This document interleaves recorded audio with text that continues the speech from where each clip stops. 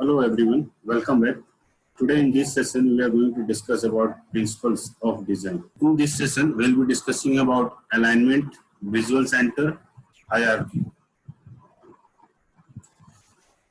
At the end of this session you will be able to explain alignment as principles of design, which is very important, which makes your design more aesthetically visible. Describe visual center and hierarchy as a principle of design. So we'll be starting with the first principle, that is alignment. In design, we use alignment to organize elements. Elements we have already discussed, different elements such as line, shape, color, texture, space, to group elements, to balance, to create structure, to create connections between elements, to create a sharp and clear output. With the help of alignment, we can make our design more perfect, more aesthetically visible, appealing to the client. Alignment creates a sharper, more ordered design. Aligning elements allow them to create a visual connection with each other. If you align properly, different types of alignment we are having. Design and elements, the haphazard, messy effect which comes when items are placed randomly. Aligning elements which are not in close proximity, we need to group. We need to group the content which are coming together, which are related to each other. So we have to make it more proximity. That is another principle of design that we will be discussing, has to provide an invisible connection between them. Alignment is one of the basic and important principles of design. It allows to create order and organization among elements. Basically, you have two alignment principles: edge alignment and center alignment. Edge alignment is where we just adjust the edges of entire element in your design, whether it's picture, whether it's box, whether it's line, text. We need to match the edges of each object, each elements in a design. And center alignments, again, it would be from center we are putting entire elements together. This is how edge alignment is, either to the left, right, top or bottom. That you need to decide how you are going to put your design. So we can have three options: left, right, top or bottom, four options. Accordingly, we put the entire content. And similar to edge alignment, we are having center alignment. Center alignment, where we put entire thing horizontally or vertically together.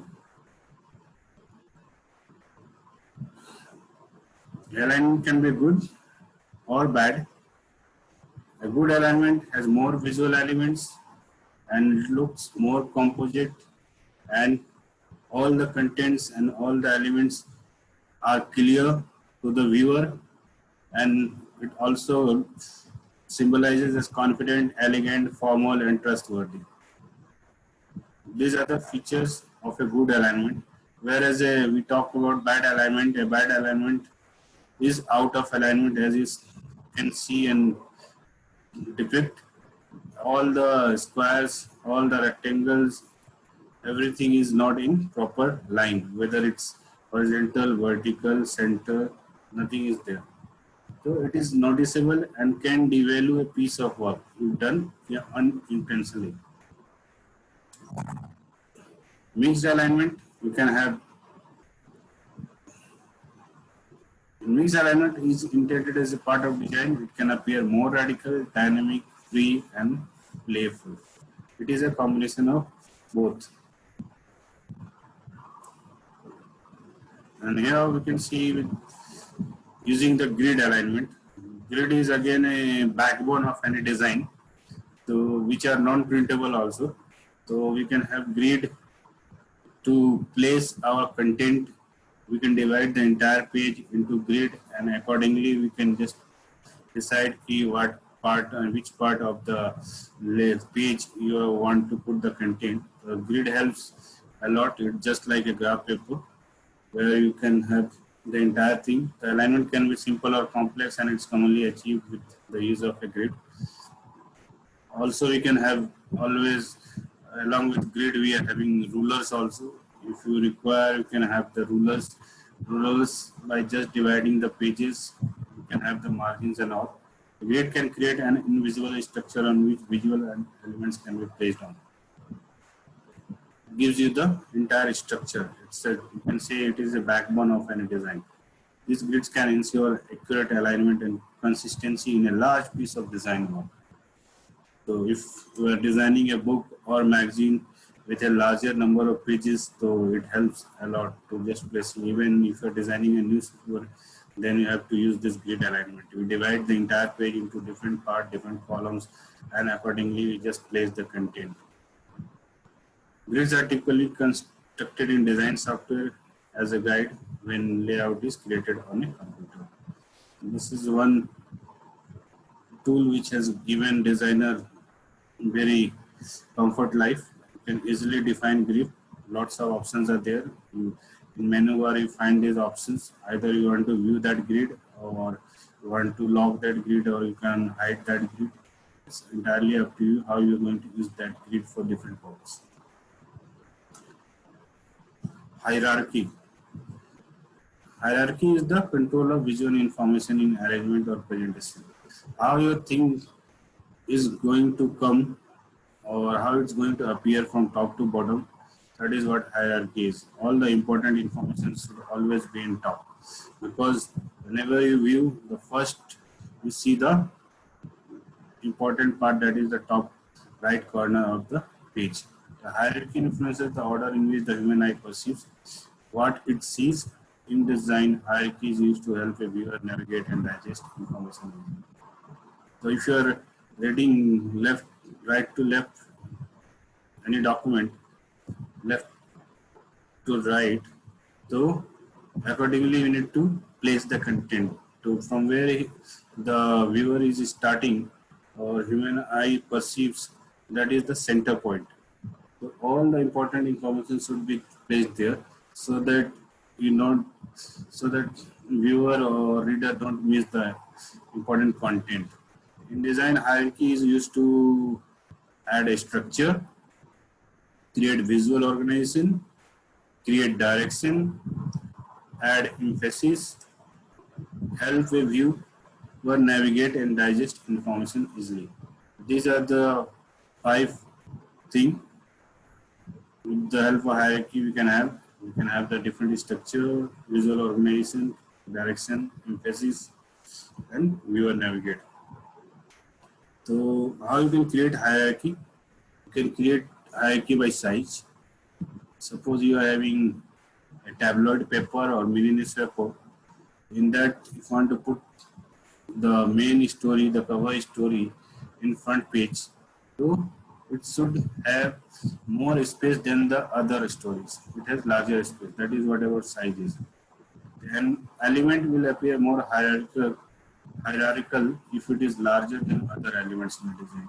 If it is bigger than other, always it will be visible to the audience. We naturally look first at the largest element. As I mentioned, if there are 5 windows, just you can have an example. If there is a 5 windows and one window is bigger or in different size or different look, the viewer will get attention. That will be highlighted. That will be visible other than other windows. So size matters whenever you are designing, and it helps to organize and put your important content accordingly. Due to size, it catches our attention first. Then next is the shape. Again, by shape also you can create hierarchy. So in elements can also appear from hierarchical if it is different than other elements in design. So if you are having different shapes and just putting by different shapes, just like if you view the cover page of any magazine and some important content or flash news is there or some offer is there, every time you find there is either a star or some circle or some different diagonal shapes are there. which just attract the attention of the viewer, even with the cover image and cover story. So with the help of shape, different shape also you can grab attention of the reader. If there are 5 of the same windows and one door, same we are having, our attention will focus on the door first. An example of hierarchy by shape is the profile page in the Instagram. Just whenever you see your DP in the profile page of your Instagram account or Facebook account, it's in circle shape, round shape, which grab your attention, which is, and it looks different than the square Instagram. So we recognize the profile picture as something unique and more important. So based on shape also you can define the hierarchy in your design. The third thing is placement. We talked about size, shape, and then the placement. If you put your important element in different place or different position, again it's easier to grab attention of the viewer. We can place elements more hierarchical positions within a circle. The center is the most hierarchical position in the page. The end of an axis is naturally more hierarchical than points along the line. An example of hierarchy by placement is the timeline in the Path app. Every time you see, whenever you are using any app, the avatar is the starting point of a long axis, and therefore has higher level of importance than the avatars of the left in the history. This is fourth element, fourth principles of hierarchy that can be obtained by having color. So we see everywhere color. Color is part and parcel of your day-to-day life. Nature has given lots of colors. So whenever there is a pleasing color, the eye attracts our attention, so it can be very useful in creating focal points. Focal points is the area where the main focus is. In general, the most visible elements in the compositions are those with distinctive coloration compared to the other parts. Even in color also, if you are having a flat background color and if you want to just put your important thing or you want to highlight something, so we can have some bright, bold colors. The bright colors create a strong contrast against duller colors, making them stand out of the design. It looks totally different from the designer. Why the designer is put that bright color? So that it grabs the attention of the viewer. Warm colors advance while cool colors retreat, creating a natural visual hierarchy. Warm colors we have discussed, the red, brown, orange are the warm colors, and cool colors are green, cyan are the blue are the cool colors. Bolder colors are more noticeable than pastel or faded ones, even if they are just different values of the same hue. Hue also we have discussed, hue is the wavelength of the color. So we can decide the shade of any color by just mixing black to that and tint by mixing white. And the last is in the hierarchy is the spatial organization. Spatial organization means just to combine the things which are similar nature or of similar nature. Suppose you are just putting the address. If you are getting a business card and you are putting the address should look together. It's not separated. 1 line, 2 line, 3 line, 4 line. So we are just, that is what spatial. So whatever elements are there, you need to bring together so that it looks different and stands out in your design. So it is done through proximity by just bringing between distance relations between elements of the design. Items that are closer together attract the eye together. As in this picture, you can notice the two persons sitting together. So our eye likes groups of things, and we especially like things that are grouped into odd numbers. Odd numbers are 1, 3, 5, 7. The 3 is generally seen as the most aesthetically pleasing numerical grouping. So organizing information into these groups can be a good way to increase. You can always use this principle by grouping three elements together. Proximity is also important because it helps us understand which elements are unrelated, which are not important or not useful to the viewer. So it also explains. By maintaining distance between unrelated elements, we establish distinct groupings and create pathways of negative space for the eye to follow from one piece of information to the next. In this session, we discussed about three principles of design: alignment, visual center, and hierarchy as a principle of design. Thank you so much.